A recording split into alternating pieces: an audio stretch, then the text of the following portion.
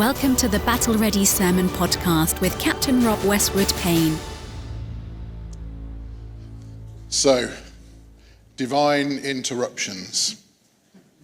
Divine interruptions. I'm not sure they've been divine interruptions this morning. We've certainly had our fair share of interruptions. Can I confess to you, I don't deal very well with interruptions? Can I confess that? I can react in lots of negative ways to interruptions. So if you're sitting there going, oh yes, I know, Gail's vigorously nodding her head at the back, and others of you who may have interrupted me before a Sunday morning meeting or knocked on my office door or stuck your head around the office door and haven't got the reaction that you expected, I am sorry and I confess my sin this morning. I don't react well to interruptions. I guess as a task-oriented person, I can react because I'm trying to get something done and the interruption stops me from doing that. Sometimes I can react in anger to that. Sometimes I manage not to react in anger and I go home and complain about it afterwards. And there's all sorts of different ways in which we can react to interruptions. So I've made my confession this morning. What about you? How do you respond to interruptions? I'm not asking you to confess out loud, but just at least think for a moment. How do I deal with interruptions? This series that's going to last over the next 4 weeks or so, as we start to unpack it, and many of you will know this already, if you look at Jesus and his ministry, Jesus was always being interrupted. How many times do we read in the Gospels, Jesus was going to, or Jesus was about to do, and something else happened? And sometimes it's, and something else, and something else, and something else happened. Jesus was always being interrupted. And so the main theme of this series is Jesus being interrupted and how Jesus responds to those interruptions and what they may have to say to anyone else. I notice you're all being very reticent about whether you find interruptions difficult or not.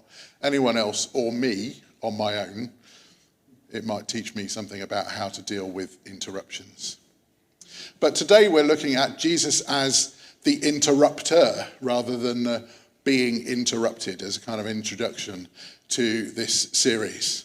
Here Jesus interrupts Simon Peter and James and John, and we get a chance to look at their response to Jesus interrupting them and what that has to say to us.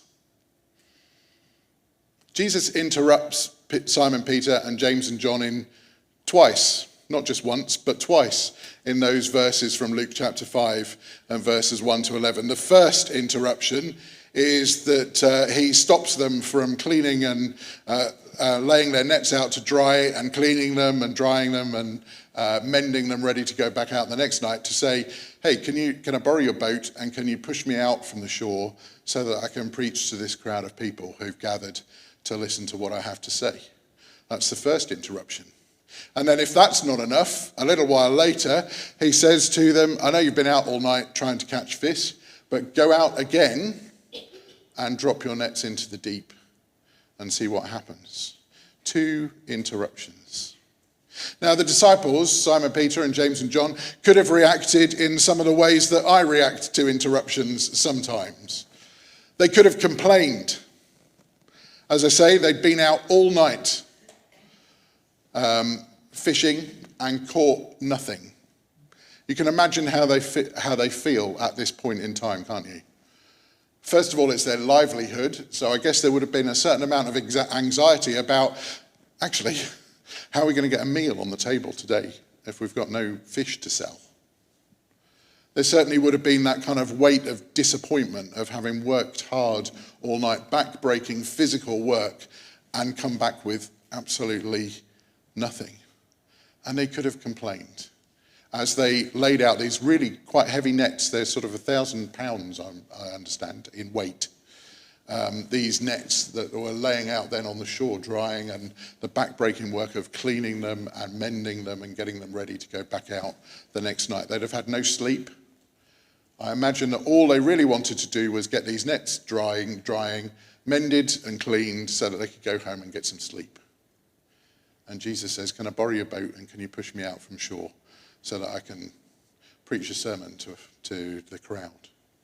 They could have complained and said, really, Jesus, after all we've been through, you want us to do that? But that's not what they did. In Luke chapter 5, verse 5, the answer that Simon Peter gives is this. It's going to come on the screen any minute now. If you say so, but if you say so, then we'll do it.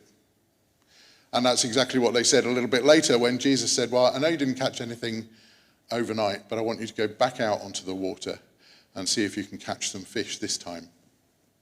The disciples could have responded in anger to that request. Remember who Jesus was to them at this time? He was a carpenter. He made things out of wood. He didn't know the first thing about fishing.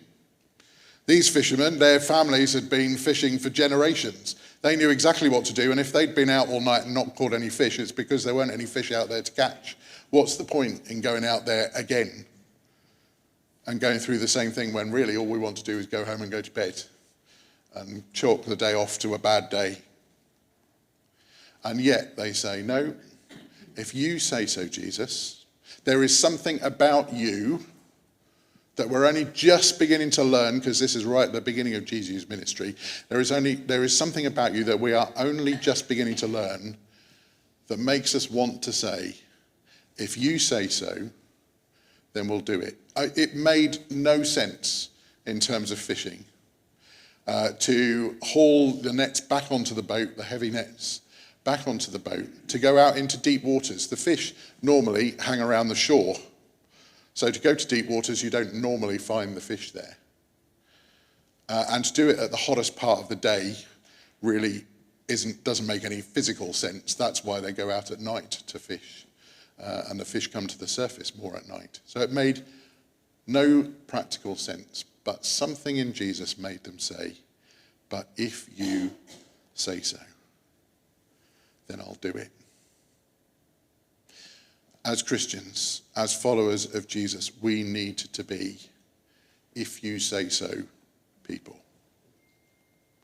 If you say so, then my answer is yes. Before anything else, whether it makes sense or not, whether it interrupts my life or not, then my answer is yes, because you say so. Now, I don't know about you, but maybe it's easier to have that attitude and to be able to say, if you say so, Lord, then yes, I'll do it. If life isn't great, if you have nothing, then it's probably easier, maybe, to say, oh, if you say so, Lord, then I'll go and do this instead. If you're not very happy, then you may well say, well, I may as well give what you're asking me to do, Jesus, a go, because I can't be any worse than I am now. Maybe it'll make me a bit happier. But did you notice that Jesus asked Simon Peter and James and John to leave everything and to follow him when their boat was full?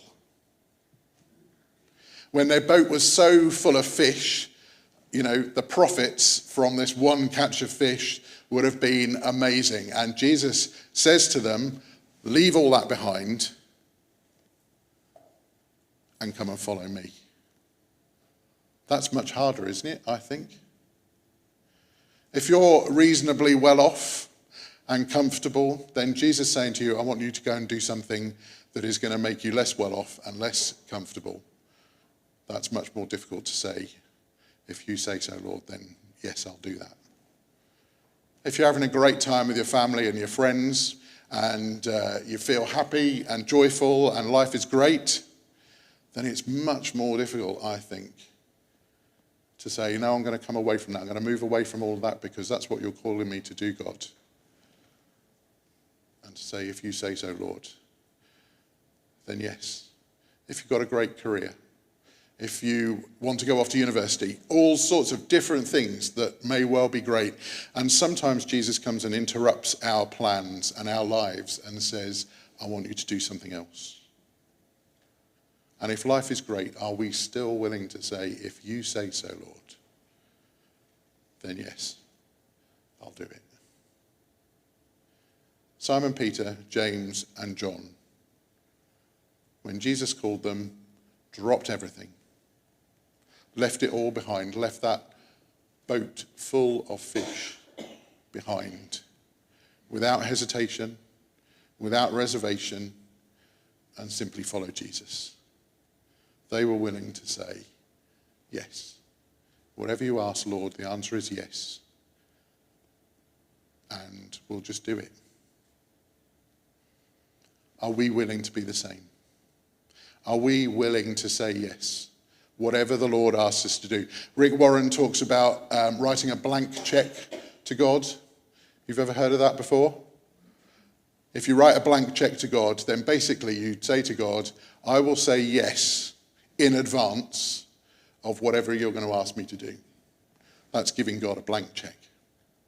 Whatever you ask me, I've already said yes, and I'm already willing to do it. That's the people that Jesus wants to follow him. That's the people that Jesus wants us to be. That's the people that Jesus calls us to be. At the end of the 1980s, the beginning of the 1990s, Generals John Gowans and John Larson wrote a musical called The Meeting. Some of you may know it. At least one person participated in it. Hello, Gail, at the back there. And one of the songs that came out of there that became very, very popular at the time, we're going to sing as our response song this morning. Because it says exactly certainly what I want to say this morning. Jesus, if you want to interrupt my life, then I want to say this. I want to be able to respond in this way. Maybe it's something that you want to respond to as well. I want to say yes to the Lord of my life. Say yes to his way, his design. I want to say yes to his plan for my life and no to ambitions of mine. I want to say yes. I want to say yes, my will with his will to align. Are we willing to make that prayer this morning? I want to say yes to the Lord of my life and know when temptations assail. I want to say yes every day of my life. See, it's not just a one-term thing. Interruptions don't just come once. Sometimes they come day by day. Sometimes they come minute by minute. I want to say yes every day of my life. Whatever the yes may entail, that's the blank check. Whatever the yes may entail, I want to say yes. I want to say yes without fear, without fail.